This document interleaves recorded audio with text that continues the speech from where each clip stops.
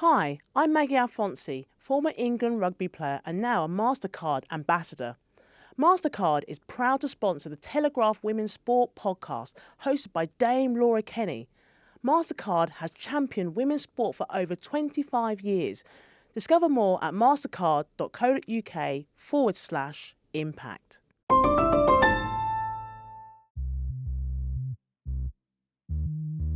Welcome to the Telegraph Women's Sport podcast with me, Laura Kenny. In this episode, we dive into the topics that have been gaining momentum on and off the field. Money and the financial evolution of women's sport. As we witness record-breaking viewership, sponsorship and fan engagement, the economic landscape for women's sport is changing rapidly.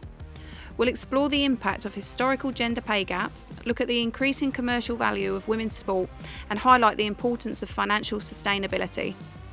From grassroots investments to professional leagues, we're breaking down the financial game plans that are propelling women's sport to the forefront and making impressive strides to truly level the playing field. So for me, actually, as a direct comparison, obviously I'm lucky that I live with another cyclist and our careers kind of ran parallel to each other.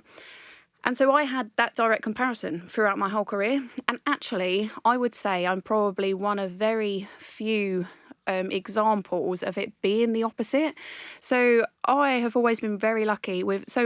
British cycling is UK sport funded, and UK sport is level the whole way down. It doesn't matter whether you're at the start of your career or if you're at the end. It goes in bands and it goes by medals. So depending on how successful you are at the World Championships and Olympics determines your level, and everyone across all disciplines is exactly the same. So that's always been very equal. Obviously, when it comes to sponsorships, which is how anyone basically who is part of a UK sport earns any more money. For me, actually, I've always earned a lot more than Jason. And so I reckon, there's not many partnerships when you have literally a direct comparison. I mean, if anything, I'm slightly less successful than him, and I've earned a lot more money than he has just through sponsorship deals, which I know for him, he's always a bit frustrated about. But yeah, so I always feel that I'm very lucky, but that doesn't take away from the fact, for me, I've seen it in so many cases where that's obviously really very different. And I mean, at the minute, women's sport for me and the funding level and the amount that we're getting to actually see of women's sport is growing, and it's fantastic and it's just getting better and better. But do I believe that there's still a lot more work to be done? 100% I do, yes. And what I think needs to be done, obviously we are going to discuss today in this podcast. So today I'm joined by three incredible guests. First of all, we have Maggie Murphy, former Lewes FC CEO and advocate for gender equality and a host of Expected Goals podcast. Jenny Mitton, manager partner of M&C Saatchi Sport and Entertainment, who has reshaped fan engagement in women's sport. And Dani Rowe, a former British cyclist and Olympic gold medalist with me in the team pursuit in London 2012, who now champions women in cycling and coaching. So let me just start with, I guess, anyone can chip in here. Let's just talk about the historical pay gaps, I guess. Let's take it right back to women's versus men's in different sports and what we feel were the bad things and now what we think is improving. So, I mean, anyone, whoever wants to start first. I don't mind chipping in from a football perspective because obviously at the moment we're seeing huge growth. We're starting to see the Lionesses, but also the top teams in the country on television week in, week out. We've seen historic deals, again, for broadcast, which means that you will be able to switch on your television and see these female athletes, almost to the point where it feels normal. And I think that that is something that those of us that have been involved for a long time have been striving towards, that normality of switching on the TV and seeing female athletes. But that's actually really recent. And, you know, that visibility and the broadcast, those are the kind of things that allow, you know, the ability to unlock sponsorships and provide value to the clubs that are actually investing a lot of money year to year to provide the environments and the coaching and the facilities to create these female athletes. And so we're in a really good place now, but I think people think it's been around for a long time, and actually we're only just starting to see female footballers being able to make a career of it, a proper career, not a career where they're holding a couple of jobs. Like, the Lionesses were the start I didn't have really any sort of, like, even on social media, I never really followed. My sister did. My sister absolutely loves football, so she followed the men's and the women's teams, and she's actually an Arsenal supporter. So she believes that what Arsenal did with like the ticket prices and stuff like that was massive. Like, they fill their stadium quite often, don't they? But that really, to me, was the first I'd ever really seen women's football like on the TV. Yeah, and I think the Lionesses winning the Euros was a real game changer, but that was only just a couple of years ago. And so you scratch the surface, and some of the stars in the team that day were people that were paying to play only 10 years before that, 15 years before that. So we were seeing a huge transition, but I think we're not at the point. I think we're now at the point where some of the young players coming through who are 17, 18 have been in academies and have had great support around them in their careers, but they're young. And I think that still some of the older players today are ones that really didn't have that level of support. There are still far too many people just below the very top, far too many players that are still having to have second jobs, who are scrapping and fighting to pull together bits and pieces just to allow them to play professionally. And you're still sadly seeing clubs that are very, very fragile. And, even this year, you only have 11 teams in the Women's Championship instead of 12 because Reading had to pull out because they weren't able to afford to carry on running the team. So we're in this weird thing where if you only look at the top, it looks rosy. You scratch the surface and it's very fragile, and a lot of female careers are then pinned towards this fragility. So we're not quite there yet. Very, very similar to the cycling world. But ultimately, I think this whole conversation is to do with the broadcast of women's sport, because ultimately, if we look at the commercial value of a female athlete, it's down to getting eyes in front of the telly, because that is where the money is going to come into sport as a whole, not just cycling, not just football. If we can get more role models on the telly, more young girls seeing things. I always used to say, if you can't see it, you can't believe it. You can't see that this is possible, and this is a genuine pathway of a career for these young girls to be able to have, whether it's football or cycling. But I completely agree with you, Maggie, and it's the same with cycling, that at the top it looks brilliant and we've got minimum salaries for the World Tour teams. But actually, there was a recent a report done, the Cyclist Alliance did, after the 2024 season of women's cycling, and 55% of non-World Tour teams, women are being paid less than €10,000, which is actually less than a minimum salary in most countries. So they have to work a second job. And until these women can have their performance or their kind of careers as a sportswoman as their sole focus, then we're not going to see that momentum shift in the level, the professionalism of this sport rising. And it's a chicken and the egg situation, because if they can't be paid full time, they have to work a job, which isn't going to allow them to be the best athletes that they can be. And I think you will agree with me, Laura, and maybe it is different on the track because we were in a very, very privileged position. Even though I'm saying privilege, and I think actually as a female and as a woman, which can be seen as maybe wrong, we always felt that we were lucky. I would say that difference as well sort of pushed me into being track. Obviously, I love track. Like that was always where my heart laid. But like the travel of road always kind of scared me a little bit. But we did do it, didn't we? Like, we were part of Wiggle Honda at one point, and that was a professional road team. But it really put me off the fact, like, all the sponsorship deals for me were coming from being a track rider. And I feel like that basically made my decision a lot easier to whether I wanted to do road or track, because ultimately at the time, like Emma, for example, my sister, she was a professional road rider, and she was getting like €7,000 a year, and like that was good at the time. Like, everyone was like, yes. Wow. Like, she's probably felt grateful for it. I think that's that gratitude. A lot of the time female athletes are kind of made to feel grateful. And why as women do we always feel like we are so lucky to be paid £7,000 to be a professional female rider, or we're so lucky to have this race on which is the same as the men's, or we're lucky to be able to see this on TV? Like, why in 2024 are we still at that stage?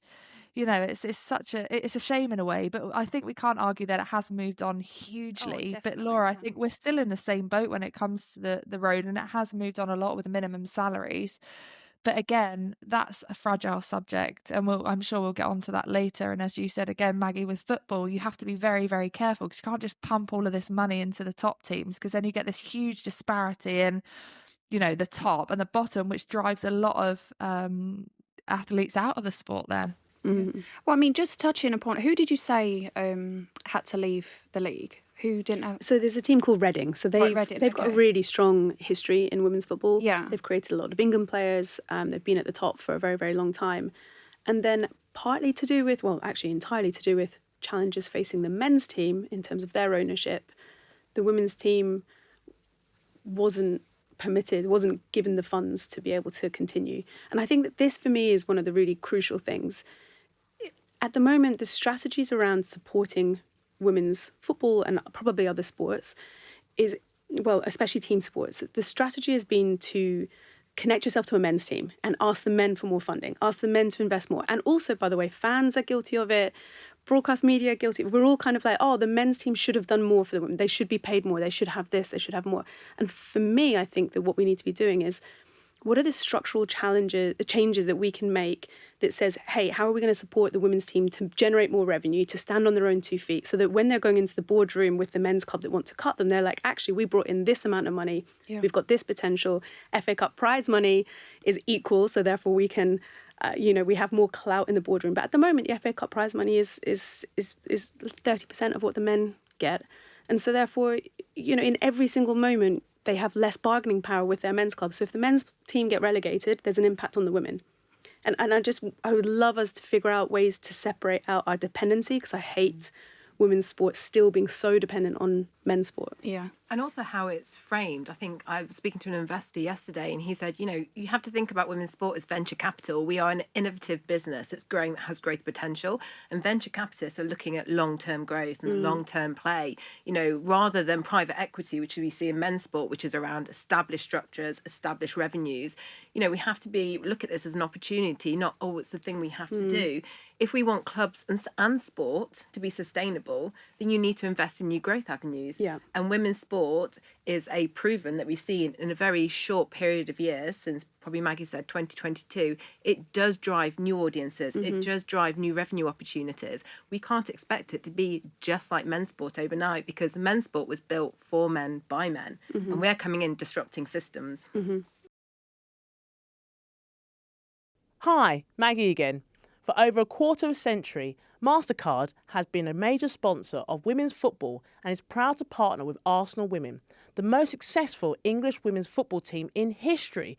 With 60 trophies and a record 16 women's league titles, Arsenal Women are also the only British winners of the UEFA Women's Champions League. Discover more at mastercard.co.uk/impact.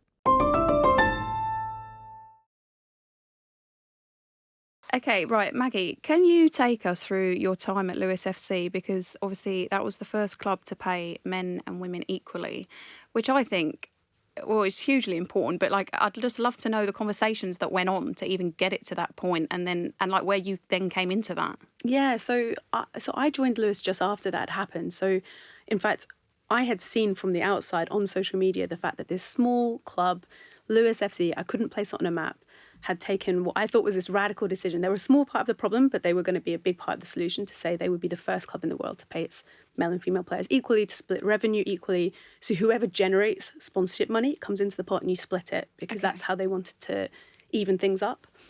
And so what was fascinating was I joined shortly after to try to put the meat on the bones of how this would actually work in practice and how to elevate. And I swear, from year to, I was there 5 years, every year it was like a different club, because that investment was able to unlock so much more potential. So at the very beginning, the women's team were not making any money. By the end, they were making hundreds of thousands of pounds and generating a lot more actually than the men's side were. And so equality was good for the men's side, because it pulled them up, and we had some great performances, and they're top of the league, towards the top of the league right now, almost on the back of a lot of hard work as a club with joint up thinking. And I think it's really important for us at the club, while I was there, that you are a whole club. You are thinking about the men's side and the women's side. What was really important for us was that everything was distinct and different. So the match day experience was quite different on the men's side and the women's side. Some fans came to both. Some fans only wanted to come to the women's games, some only to the men's games. And so we were able to test and pilot and kind of just choose to do things a little bit differently, see if it worked, and then move on if it did or if it didn't. And I think what happens in a lot of environments is that women's teams are just renting a facility. It's not theirs, so they can't test and pilot. They can't put out different food. They can't really do too much with it because they just show up on the day, they turn the key, they go in, they come out. And so I think, for us, that was a real benefit from having our own facilities, our own grounds. But yeah, over time, I mean, we went from being a club that, people could barely pronounce the name to, Me? I'm sorry. but to we got to the quarterfinals of the FA Cup, hosted Man United and broke the FA Cup quarterfinal attendance record. And this was Lewes FC that held that. I mean, it's kind of nuts. It also shows how much work there was to do broader than us. Yeah. But we had some incredible moments, but it was also tough. When at the end of last season, our women's team got relegated, even though we were being super generative. The financials don't stack up when you're competing against teams that can lean on the men's side for the investment. And so that's it's the harsh reality of football sometimes. You will fall out, but hopefully they'll go back up at some point soon as well. So, I mean, along that kind of path to get there, I guess, there must have been some pretty big challenges for the women's team compared to the men's. Well, yes and no. Most of it was cultural, social. So, there were people that didn't like the concept of equality, that they didn't think the women deserved it. Okay. I always felt that it was interesting because at the point that the women's team were, they're in the second tier of English football, they're hosting the likes of Liverpool or Sheffield or Man United at the Dripping Pan. At that point, things started to switch and people were kind of saying, make sure the men get their fair, equal share. There was and I thought that was beautiful. In some ways you could see that as frustrating, but actually I was like, oh, amazing. At the beginning, it was felt that it was unfair. The women were getting an equal share. Now they want to make sure the men get their fair, equal share. So, I think obviously it takes time for society to catch up with people that are leading or pioneers. And, I take my hats off to the guys. It was two male directors in particular that wanted to shift the club into that position. They were brave to do that in 2017. And then that brought the likes of me and others in to go, okay, well, let's figure out how we make it work. And, I think that should serve as, inspiration for the guys out there or for people that are wanting to be brave and wanting to do something different and challenging and are not quite sure. Sometimes you need to take that step because you will find that there's a movement behind you that will will it into being as well. Oh, definitely. I mean, when Andy Murray said about it was well, to be honest, Andy I think is so good for women's sport. Amazing. Just whenever he comes out with one of his, I'll call it sarcastic, it's not sarcastic, but dry. It's so blunt, isn't it? Comments about any female athlete, I'm always like, thank you. And it's so natural. He really believes it and means it, and he and he nips things in the bud very quickly. He does. As a fact, you should not be saying that. Yeah, and I think doing that is brilliant. Like more, I just and the thing is, the stupid thing is, we shouldn't feel like we need more male sports people to stand up for us. Here we go, being grateful again. Yeah, I know. But it is. That's what it feels like, doesn't it? It's like, I'm glad he did that, but it's like, yeah, but hang on, we should just already be equal. And so, Jenny, from a brand and sponsorship perspective, what are the main obstacles preventing more companies from investing equally, do you think, in women's sport? I think it's that point that we're still in its infancy and growth phase. What has been really heartwarming is a huge commercial shift we've seen. So I think originally we saw probably more of the more established brands in sport who are already used to sponsorship, moving into the women's space. I think recently, probably everyone's seen the incredible Barclays announcement around making the biggest investment in women's domestic football in the UK. They have been a long-term supporter of football for over 25 years, and now they're really investing and supporting the women's game. But what's really exciting is you've got the standard sponsors who've have sort of teeth in the game, but then new brands coming into the space that market to different audiences. So when I saw Unilever sign up for the FIFA World Cup deals, not just the men's but the women's, I think my heart sung. And then more than that, when you pick under the actual deal, they're not just supporting the major national tournaments, they're supporting the under-20s. They're creating incredible campaigns that her game too, that support these tournaments, which are for the feeder levels, which I know Maggie talks to a lot about, making sure it's not just the national team. We need to make sure the pathways are supported too. Oh, definitely. That has been a huge shift for me because Unilever is a big FMCG brand. sells, I would have thought a majority of its products are sold to women or purchased by women for the family. And I think once you can see brands coming in that service different audiences that we're used to football, so it's not betting, it's not booze, that for me shows a signal of change. But a big challenge is, as a brand, they have enough money and they have enough reach to really monetize those investments and make it worthwhile. And they understand that it is more of a long-term play.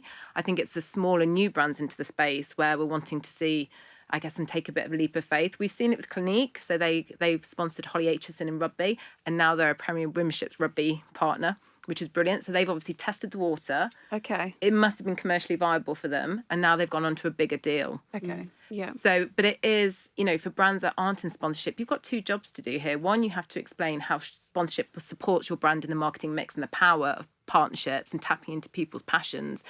And then you have to talk them through the opportunity of the women's game. So there is a bit of a challenge there in taking some brands on a journey.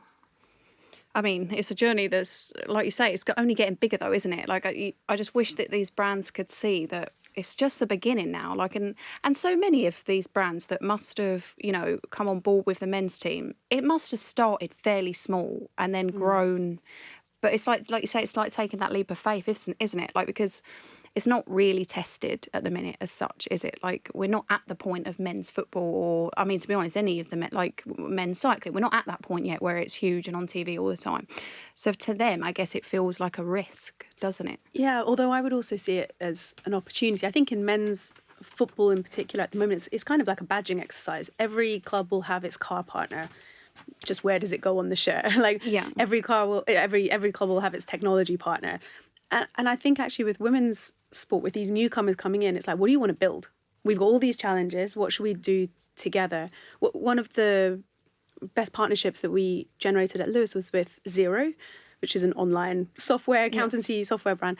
And with them, they looked at our club's strategy and said, we can help you with goal 3, we can help you with goal 5, we can work with this together. And a lot of what we did together was actually build toolkits for grassroots clubs. Okay. So there you've got a club that's quite established, working with a partner to create toolkits for grassroots clubs on financial sustainability. So I think there's lots of brands out there that are being quite innovative and want to lean in. And I think from my perspective at the moment, the brands you want in the space are the ones that are saying, how can we help? Not the ones that are saying, what do we get? Yeah, that's a fair point. And Dani, for you, from a personal level, I guess, how did the funding equalities, I mean, I shouldn't maybe call it funding because we were equally funded by UK Sport, but like, I guess when you were on the road, because you did switch to road, didn't you, eventually? Like, how did the inequalities impact your journey as an athlete? I think personally, my journey is a little bit skewed because of the value that I held being Olympic champion, even on the road. However, I think there were still massive gaps when, I compared my, I guess, equivalent on the male road side. So I can be brutally honest now, I'm out of the sport, but I was being paid €30,000 and my male equivalent, if we look at performance only, would have been on $500,000 plus. This was in 2018. That was my final year of road cycling. I've been very lucky because now I'm part of the broadcast, team, being a commentator. I've seen a huge shift now in how much women's cycling is on the telly, and that's what I think we'll keep coming back to here, because for these sponsorships, for these big brands, it's completely worth it for them if we're looking at the road cycling part of things. And recently we've had big brands like Zwift come in and put a huge amount of investment in for the women's Tour de France Femme avec Zwift, which is now arguably the biggest race for women. It's the biggest platform, it's the biggest stage, and that is going to grow our sport. And they are also looking at the grassroots level, which is so important. And the conversation that I have with so many people is that, it's all about making sure the younger or the lower parts of the sport are looked after, not just pumping a lot of money into the top. So for me, yes, it was different because I was Olympic champion, so I would have been paid more because of that. However, there's still a huge gap when it comes to me versus my male equivalent. And I was very lucky to have an agent. And as you said, Laura, it was all about those extra commercial deals, which I think your male counterpart wouldn't have had to go and search for, which then takes away from the performance, because €30,000 is a good amount of money, but an athlete's career is short. So I was looking to make as much money as I could. So I was looking for those extra commercial deals outside of my salary from my road team, which then took away from my time, my recovery time, because say, I had a sponsorship deal with Nike, for example, and I had in the contract, okay, I had 10 days with them within a year. So that's 10 days that were probably one of my rest days, where I was going in and having to do, I don't know, whatever it was that Nike wanted me to do. So photo shoots or store appearances. And then ultimately that's going to take away from my recovery. And my male equivalent, yes, they might have had opportunities to do that, but they didn't, because they were earning enough money from their salaries alone to focus solely on their performance to be the best cyclist they could be. And that's the difference here, I think. Yeah, I mean, I think for me, that was the hardest bit, was like the only way that we could, because even on the track, because obviously it's not technically a professional sport, is it? Because obviously it's UK sport funded. And so for me, I found that getting sponsors, obviously I was so grateful for the sponsors that I got on board. And I wouldn't change, I guess, my journey at all. Like, it was brilliant. But I did always have a slight bit of jealousy of the men's road riders who would come in and ride the track, because you can do both, like you can do road and track. And I would be like, well, what sponsors do you have? But they didn't have any, because they were getting paid by their road teams. And I was like, I feel like you don't understand how privileged you are. Like, the fact that you don't actually have to do anything other than ride a bike. Whereas for us, we were obviously, at times I felt like, especially Olympic years, like you are pulled a bit from pillar to post, because that's where you can make the most money. That Olympic year and the 6 months after is where you make the most money. And it's a real fine balance of performance versus your sponsorship deals, because ultimately there's only so much time that you can give up for that. And I found the balance quite difficult, because on the one hand you're thinking, well, if I don't do it now, like especially for me, pre-2016 was when I found it the hardest. It was when I had the most attention, and it was where I did have the possibility of making a lot of money.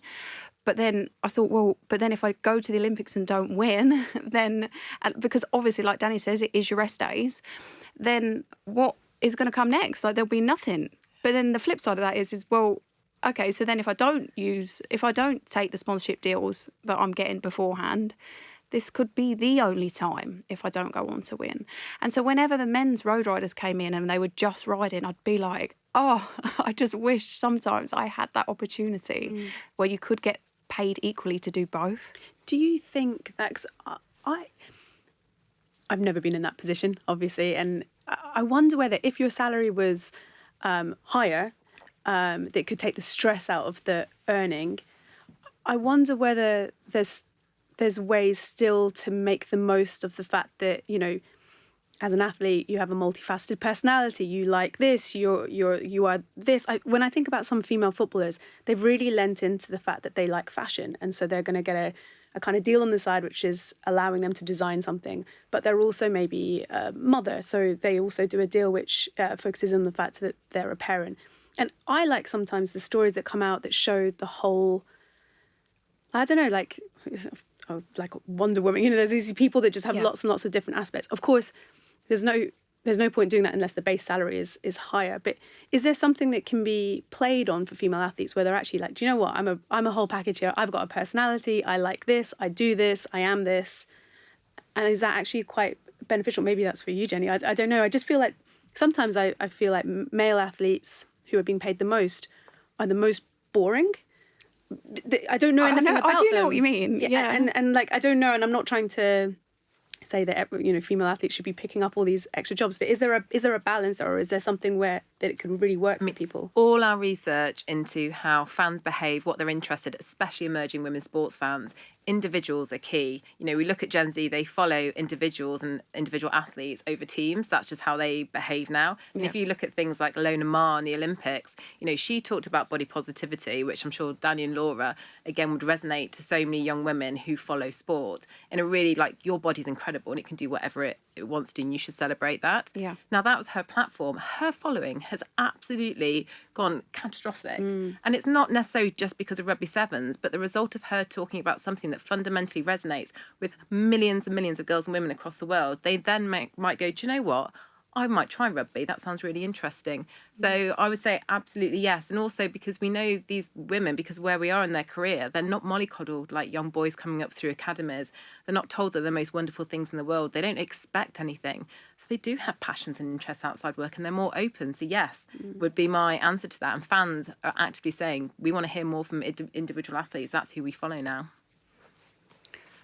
So I touched upon Arsenal earlier, and I just find that so interesting what they did there to, I guess, grow their women's team and how much people could go and see.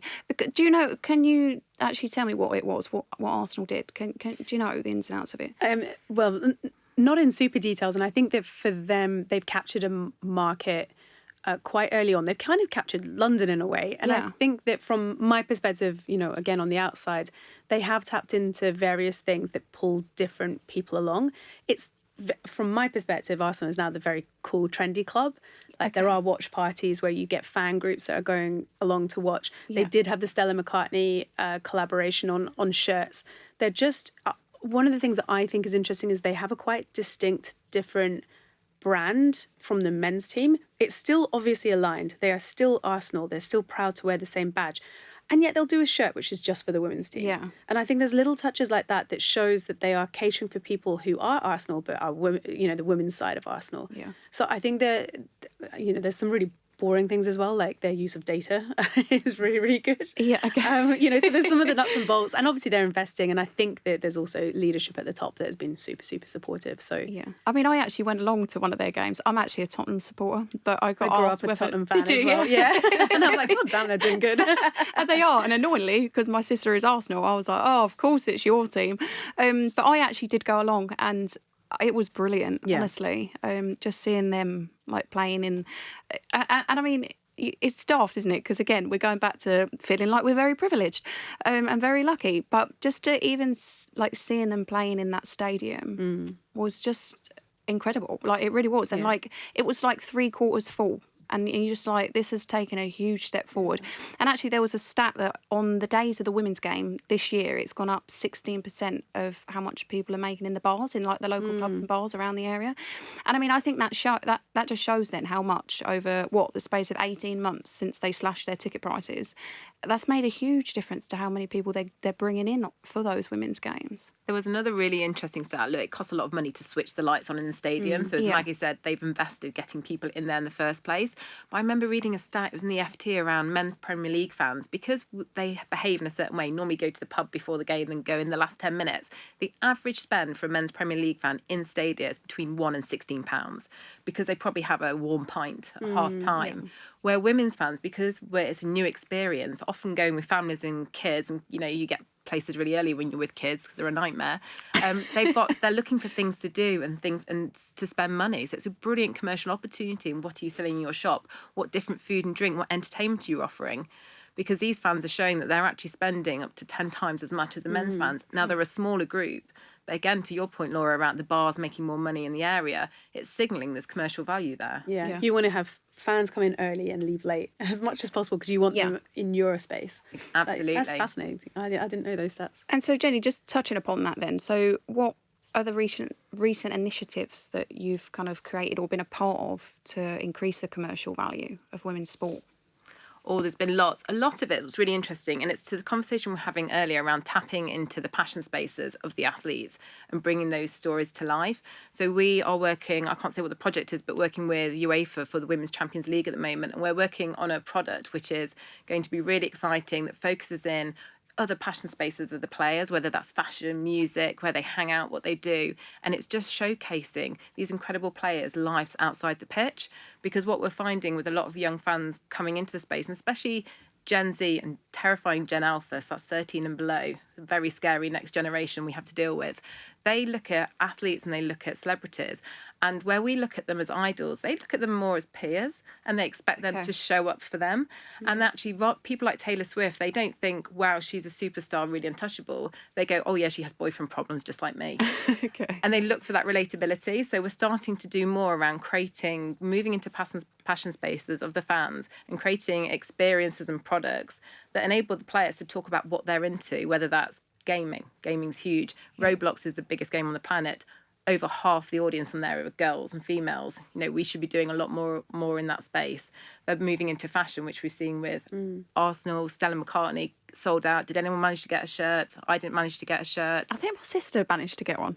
Laura, I was online, aggressively restarted my computer. No luck. But it just shows women, there's loads of data out there that shows women like to spend money. We are consumers. And often, there's that really classic McKinsey fact of women. I think it's 80% of household spend is driven by the females in the household, whether that's buying white goods versus school uniform versus I'm going to treat myself to something on Net-a-Porter. So why aren't we using football and other women's sports as a platform to go into those other spaces and upsell, bring them into the space and sell them stuff? We like nice drinks. We like nice food. We like to buy fashion and gadgets. We need to buy things to keep the kids quiet. It's moving into some of those other passion spaces that we're trying to do more. Never forget the core sport's important. We will always market the core sport. Unless you have a brilliant product on the pitch, it's not going to work. But I think with women's sport, we can be a bit more creative in what we talk about outside the players' day-to-day life on the pitch, what they're into. And that's what we're doing a lot more with most of our brands. I think that's so. I've never even heard someone even talk about it like that. Because in my head, I go on Instagram, I go on social media, and I'm looking at what people. I mean, Ella Toon is Charlotte Tilbury, I think now, and I'm like, oh, well, what's she? And she'll tag the product she's wearing. I'm like, oh, okay, I might get that. And I want Ella Toon glow, and I'm going to go on to Charlotte Tilbury now and see what she's buying. And it's true though, isn't it? But I've never thought about it being like a two-way thing. Obviously, you market for, like you say, I mean, I have kids, they're chaos, and I spend a lot of money buying their uniforms and stuff. It's true, but I've never thought of it as that could actually help in the sporting world. Absolutely. I took my son, he's 6, I took him to see the Red Roses game at Twickenham. And I did exactly the same. It was brilliant, wasn't it? so good. The atmosphere, he came away, he was obsessed with Holly Aitchison because she had yellow boots. And then when we went to buy his next pair of boots, I mean, he's only 6, he was like, I would like some yellow boots because Holly Aitchison had yellow boots. But that shows you at a really early age, they're latching on to individuals. Now, if he knew that was a Nike yellow boot, probably in a few years' time, he would be coming to me going, Mummy, I want Holly's Nike boots. So it's my sort of test in the women's space in terms of, how we can upsell to these audiences and how we're grabbing their attention. And Dan, for you, obviously the landscape, the commercial landscape in cycling's changed massively. What do you think?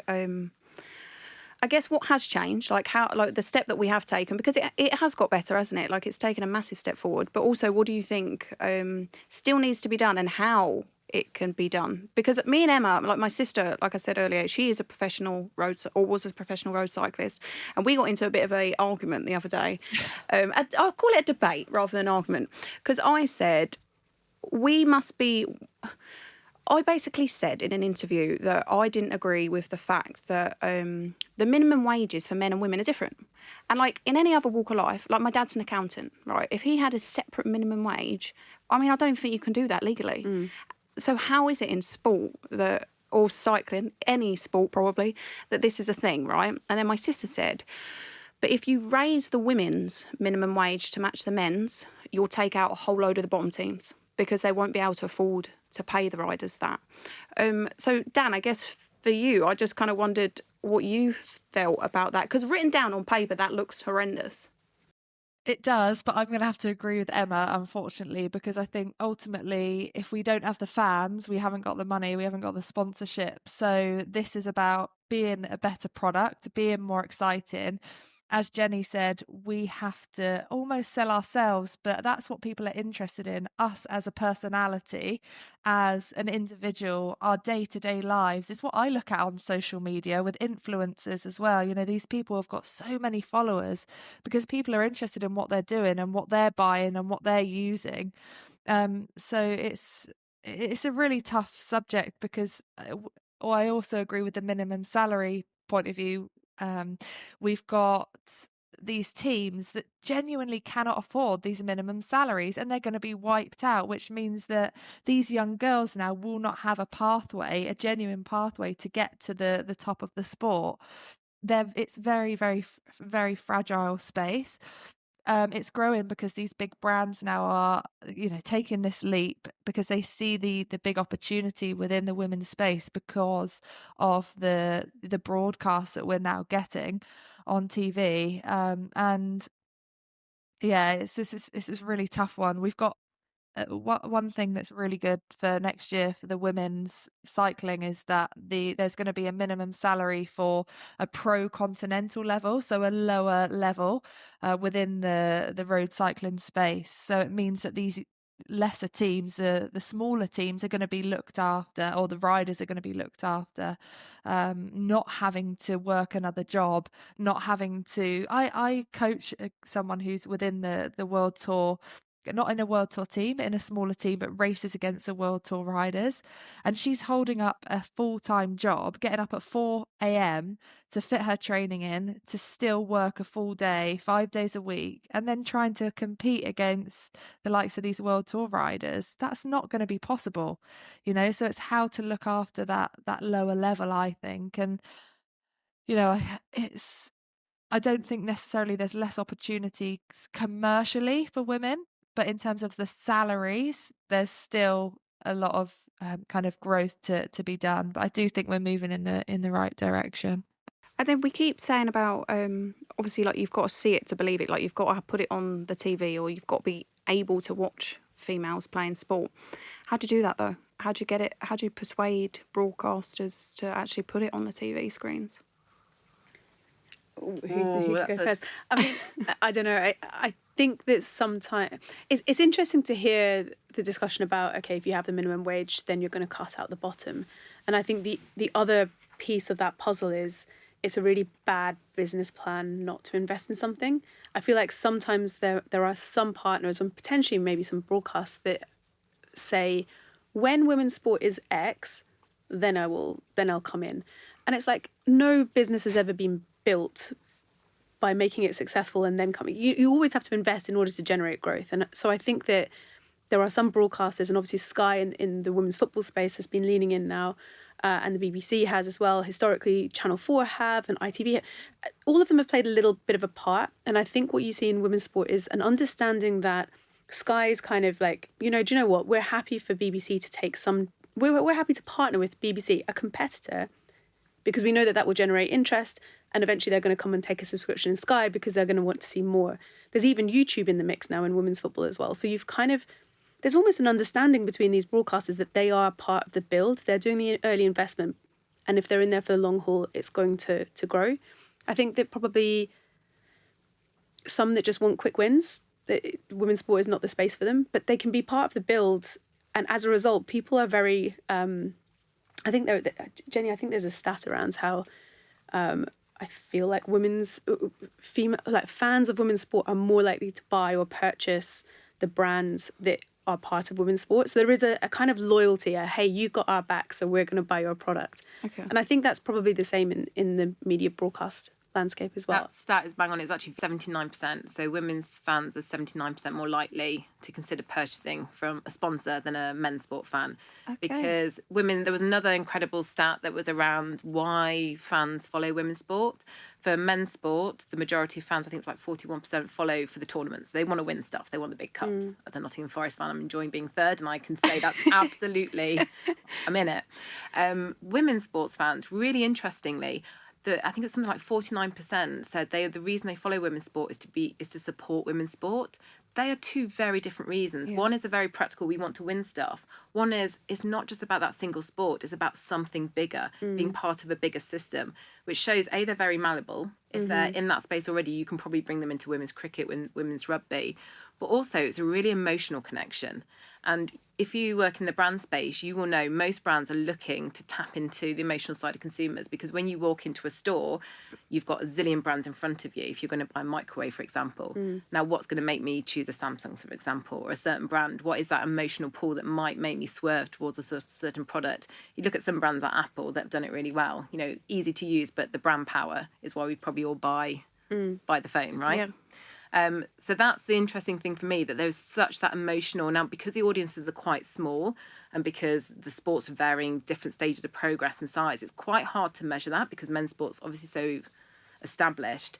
But that for me is a real driver. Brands want to win the hearts of consumers, and we're already showing this really early stage that women's sport can do that. It's just that the audience is so much smaller. It's hard to really put the money value on that. The men obviously have week in, week out on the TV. But like, at what point, like, why are we not at that level? Like, at what point can we expect to be at that level? Because like, they have so much coverage. And like, if we're thinking our biggest issue is people can't see it, so sponsors are thinking, well, if I invest now, I don't know at what point like this is going to grow into something massive. And it is like cycling, Dan. Like we're saying, like Zwift have obviously come on board, and that's brilliant. But the men's during the summer, Eurosport literally have every single day for an insane amount of time. Like every time you turn on the Eurosport, there's a men's bike race on there. So how do we get the women's to that point? Like how can we get it to the point where they don't even question whether they're going to broadcast women's sport? It's just part of the norm. I think it's going to be a bit of a slow battle, isn't it? Yeah, I think it is going to be a slow battle, but we've seen it definitely improving, because you mentioned Eurosport, Laura, and they are the home of cycling, but with the women's side of the sport, they show a huge amount, whether it's on the digital platform, you can still find it, and that's what's really, really important. And I think the fans will then go out to find it, because I do agree that they are going to be different. You've got people that are fans of the men's sport, and you've got fans that are just for the women, and then you've got fans that watch both, and it's about tapping into, I guess, that emotion, coming back to social media. How can we follow these athletes?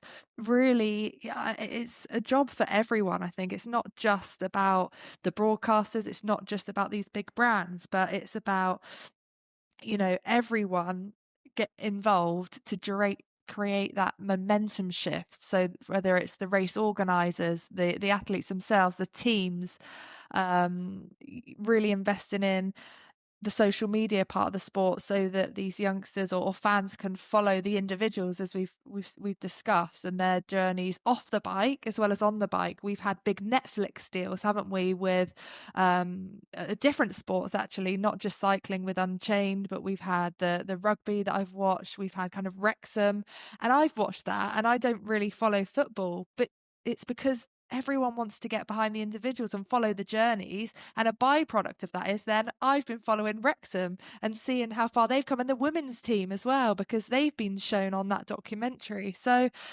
it's just a big snowball, and I do think the momentum is going in the right direction, which is great, because I'm so passionate about women's sport. I think to Maggie's point as well, having those marquee events. So we had the Women's Euros in 22. We've now got home Women's Rugby World Cup coming. It's home events that make the difference, because you cannot avoid it and people physically get to experience it. So I suspect that we'll have probably a similar effect that we saw in women's football and women's rugby. But I also think it will go broader and affect women's football as well, because after a brilliant August and September of women's rugby, everyone's going to have the country, if we win it, touch wood, I think Red Racers are going to do it. This is wood, isn't it? Good. There's going to be a real energy in the country. So people will be looking for other forms of women's sport. It will have a domino effect. We have to make the most of these big marquee moments, because that's when we see the real drive. And I think the year after that, we're hosting the T20 women's cricket as well. So I do think that as a nation, when you host something, there is this this extra impetus to drive the commercial revenue, the interest. So I think hosting can be really, really powerful. I also think the link-ups between free to view, so the BBC, being on terrestrial TV, as well as that combination of the more commercial partners that can put in the money, that's really powerful. So any kind of continuing relationships between the two, because what you want, I think that supporters of women's sport are very resilient, and they know where to go, and they will find the stuff. They'll find it on a YouTube, they'll figure it out. What you want to do though is almost capture the people that accidentally turn on the TV and go, wow, this is pretty good. And so that means that you do need this combination of terrestrial TV plus the bigger, the more financially able commercial giants coming in as well. So One last question for each of you, and it's the same question. What would you like to see as the next step? It can be anything, whether you feel that it needs to, help more women in sport, women grow, the sport grow, funding levels grow, anything. But what is the next thing that you would like to see? Jenny, I'll start with you. I would like to see the next home Women's Rugby World Cup for brands who have not maybe ventured in sponsorship before, and certainly not women's sport, to give it a go. You saw what happened with the Women's Euros. If you want to try out in the space, see how it can drive business value for your brand, this is the time. Dan? I think for me, the governing bodies of sport as well are looking for this sustainable long-term investment, not just short-term injections of cash. These grassroots initiatives should have multi-year commitments to ensure the longevity of the money in sport and enable the grassroots initiatives to be around for longer, to give these young girls a genuine platform and be able to see the pathway. Maggie? I would like to see government or governing body funds available to grant to women's teams, regardless of the support there are for generating revenue. So there could be a pot available. You can bid for £10,000 that allows you to purchase a club shop on site, which allows you to grow. Because I really feel strongly about being able to generate revenue off our own back. And sometimes all you need is £10,000 to unlock $1 million. Yeah. Well, thank you all three of you for joining that conversation. You know what? I actually really enjoyed that. I think that might have been my favourite one so far. Very easy three to talk to. I could sit here all day and I already ran over time. I apologise. But yeah, so just a massive thanks for you three for joining me today. I think we all agree that women's sport is in a good place now, but it can only get better. And I mean, for me, actually, talking to you three, it's made me think, I would love it if sponsors or anyone who's sitting there who might be listening to this thinking, oh, do we roll the dice? Just take that leap of faith, because you have no idea how big something could be if you just helped us, like if you just helped join the momentum, because it is snowballing. Like we are in a really good place and the momentum is with female sport at the minute. And so if we can just keep that upward trend, that would be wonderful. So yeah, I just think, just take that leap of faith and help join us. So thank you very much for coming in and joining my conversation. Thank you. Thanks for having us. You've been listening to Telegraph's Women's Sport Podcast with me, Laura Kenny, produced by Listening Dog Media for The Telegraph. Series producers for The Telegraph are Giles Gear and Sarah Mockford. For women's sport content from The Telegraph, head to telegraph.co.uk/women's-sport.